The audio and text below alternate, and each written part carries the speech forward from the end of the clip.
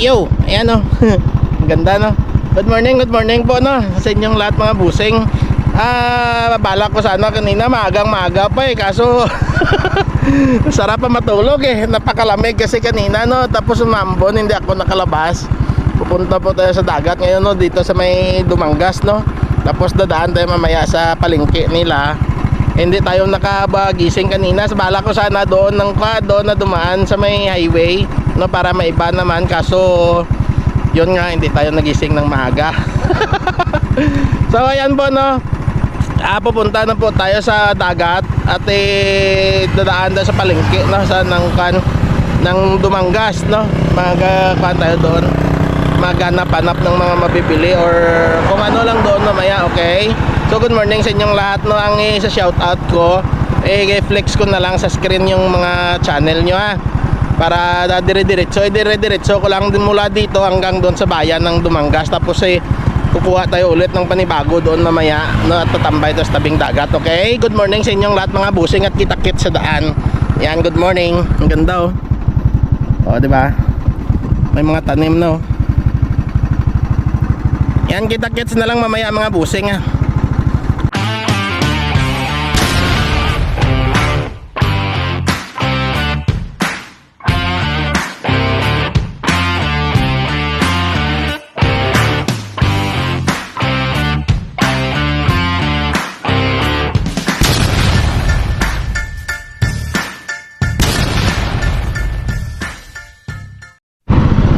Tara na, direct to Dumangas tayo mga busing. Let's see. Ito-flex ko na lang dyan yung mga channel nyo 11 ata yun 11 or 12 ata na channel yun. Yan, ito-flex ko na lang dyan.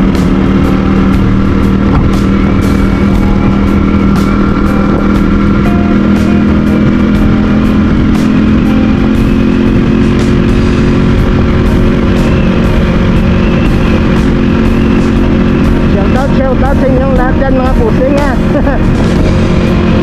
gusto ko sana kanina magang-maga pa kaso alas 7 na nagkape pa kasi ako napangon ako mga 5:30 na.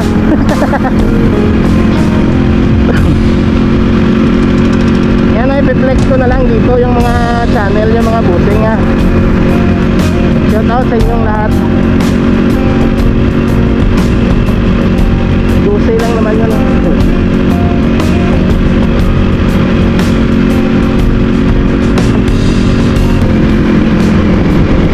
yan. Kasya na yun yung dusay na yun sa video na yun na mula doon sa sa labasan mula sa amin. Yan, dito na po tayo sa tulay ng Baruta diba? Motovlog tayo mga busing. Wala na din naman dyan no, hanggang taglagpas ng tulay lang, tapos magkukontinue tayo sa magkukontinue tayo doon mula sa bayan ng Baruta. Okay, para puro patamahay na lang tayo naman dyan nakita nyo na naman dyan. Yun nga, sana no, doon ako sa dadaan, plano ko sana para maiba naman, kaso wala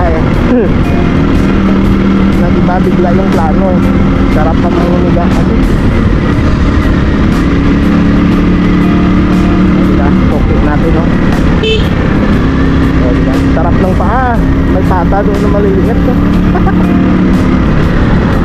kung mga nagtuloy-tuloy pa yung ulan ay nako po ayan pataas na yung tubig buti na lang gumanda na yung panahon, natapos na yung bagyo pero kung tumuloy pa mga 3 araw apaw na naman tong tong ilog na to. Buti nga lang itong tumigil na. So ayan po no, doon na lang po tayo sa sa bayan ng Baruta mga busing dito papunta na po yan sa sa bundok no, na nililikuan natin parati. Okay, kita-kits na lang tayo doon sa plaza.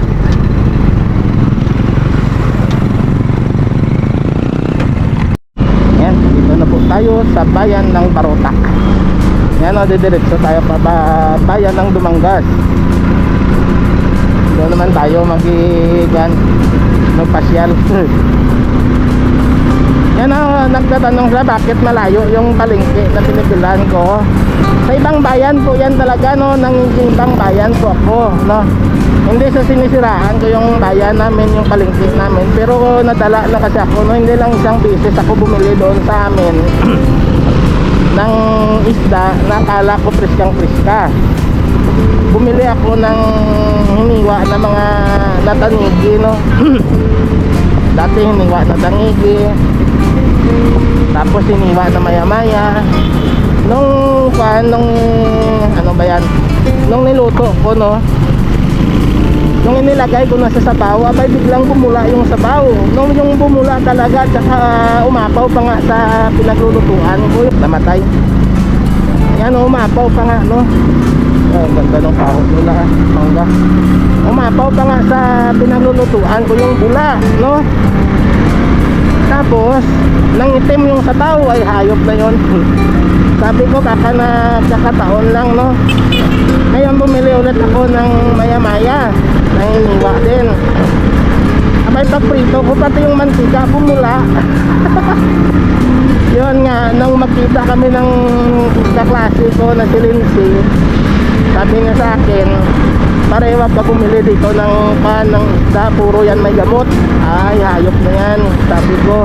Kaya pala nung bumili ako, sobrang sama ng lasa ng isda na pinirito ko, at saka yung sobrang pait, no, mapait talaga, hindi maalat, hindi mapait, na parang apdo yung sabaw ng isda, no.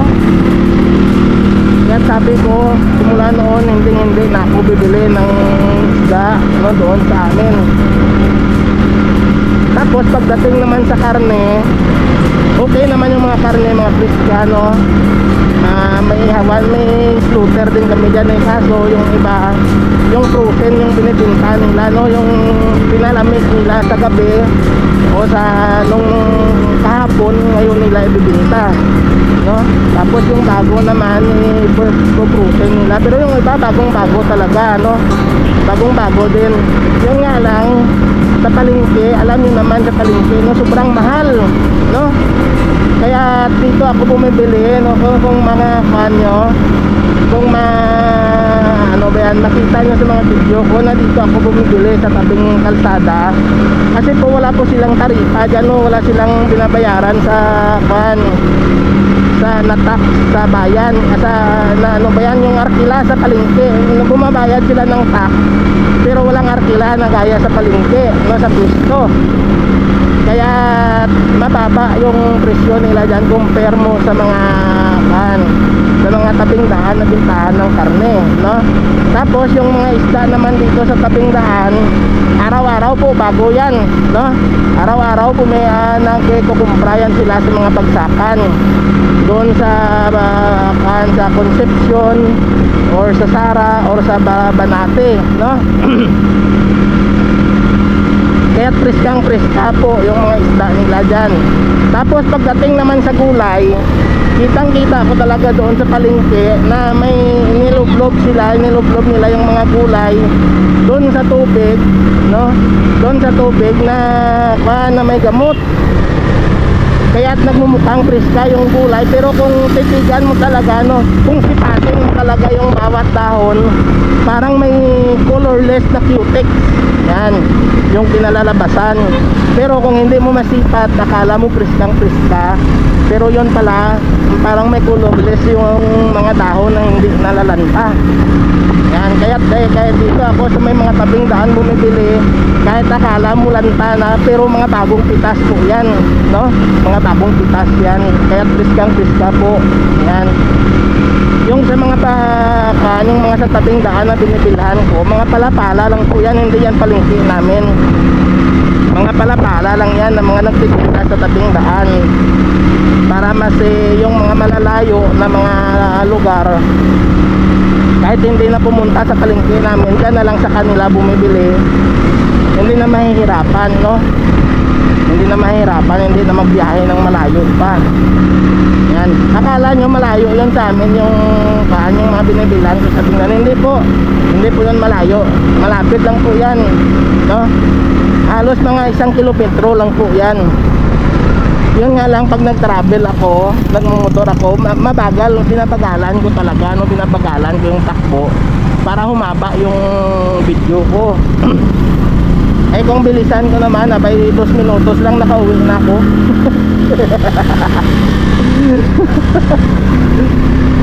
Hindi na mahaba yung video natin. At akala nyo malayo. Hindi po yun malayo. Akala kasi ng iba malayo yung binibilan ko. Akala ng iba palengke na po yung binabibilan ko. Hindi po yun. Ayan o, dito natakos tayo sakop ng Dumangas, ng bayan ng Dumangas. Ayan, malapit na tayo sa plaza. Malapit na pala tayo sa bayan nila. Part na po ito ng Dumangas.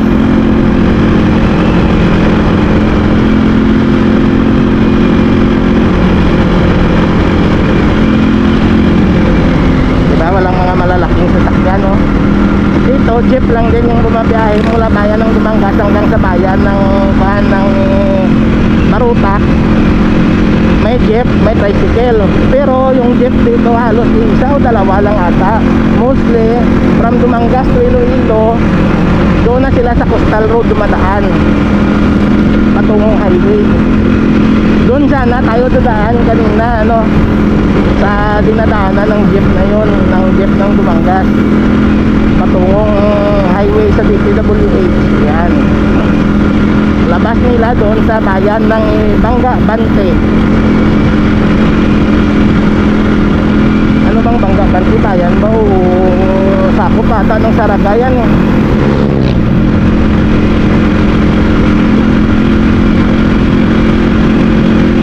Doon sa tinipilahan natin ng hito. Ayan, hito na buhay na mura. Natag 170 lang ang kilo. Yun naman, malayo talaga yun sa amin, no?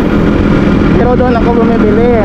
Kaya nang sabi ko, mas malayo, mas maganda. Makagawa ako ng 2 hanggang 3 vlog, no? Tapos meron din doon sa amin na nagbibinta ng hito. Yun nga lang, tag 220 hanggang 250 na. Diba? Eh kung doon ako bibili, mahal na. Tapos isang vlog lang yung magawa ko. Kalsada na. Kalsada yung sa kanila, maganda. Simentado yung kahon. Sarap maglakad-lakad sa mga taniman ng kalay. Diba, malayo-layo pa pala. Kala ko kanina malapit ng bayan.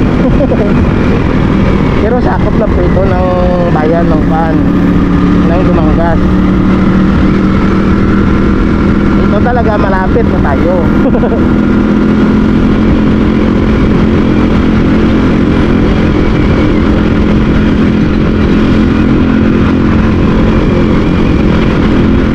Napahaba na tayo mula doon sa Marutak hanggang dito.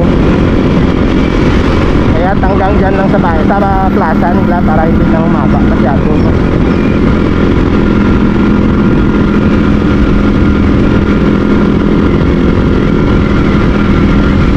Ako siguro mamaya na lang ako dadaan sa palengke nila.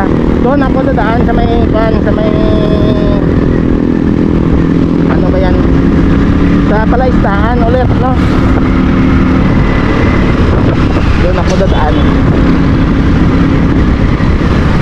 Hanggang dyan lang sa gasolinahan ay magpapagasolina muna ako para dire-diretso.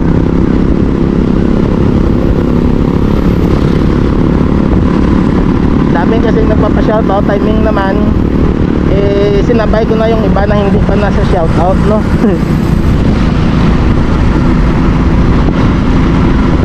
Eh dami kasi.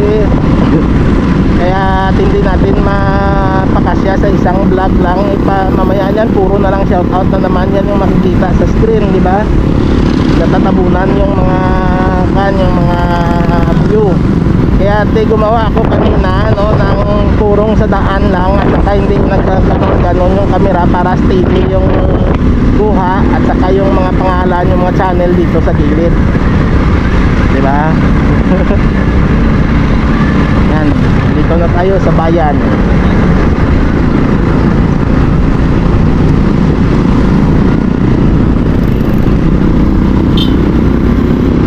Bayan ng Dumangas. Ito ay ikalawang bayan mula doon sa amin papunta dito sa north, no? Sa south pala, sa southern part ng 4th District. Ito yung last na sakop ng bayan ng 4th District, yung Dumangas. Going south, southern part ng 4th District. Ilang pala, ganda ng building na to. Ano, hanggang dyan lang tayo sa plaza mga busing ha. At maraming salamat sa inyong lahat, no? Maraming salamat. Dito sa Dumangas may mga old structure pa rin ng mga bahay dito, no?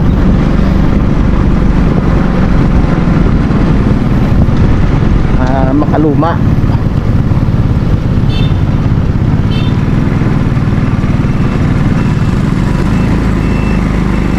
Yan, dito na tayo sa bayan nila. Tuloy pa yung pag-ayos nila ng gym nila.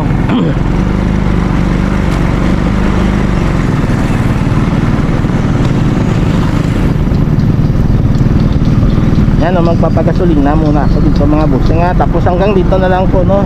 Yan, laki ng gym nila na to eh. Yan yung kanila, Hawas Gym. Yan, ganda ng design nila. Yan, magpapagasolina muna ako dito mga busing at hanggang dito na lang po, no? Gagawa na lang ako ng panibagong video. Okay, good morning sa inyong lahat. We love you all. Bye bye. Bye bye.